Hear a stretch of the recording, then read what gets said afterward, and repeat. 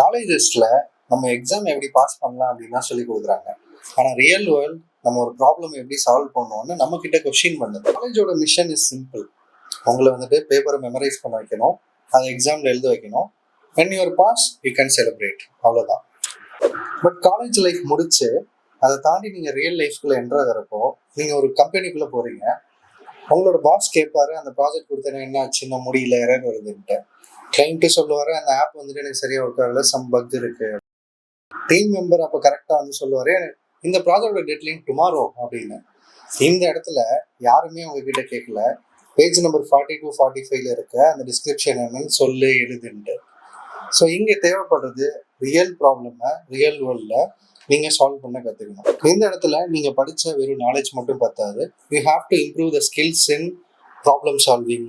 ஒரு டீம் கூட கொலாபரேட் பண்ணி ஒர்க் பண்ணுறதா இருக்கட்டும், உங்களோட ஐடியாஸை ரியல் சுச்சுவேஷன்ஸில் அப்ளை பண்ணுற ஸ்கில்லாக இருக்கட்டும், இந்த மாதிரி எல்லா ஸ்கில்ஸையும் ரியல் வேர்ல்டோட எக்ஸ்பெக்டேஷன்ஸ்க்கு ஏற்ற மாதிரி நீங்கள் இம்ப்ரூவ் பண்ணிக்கலாம்.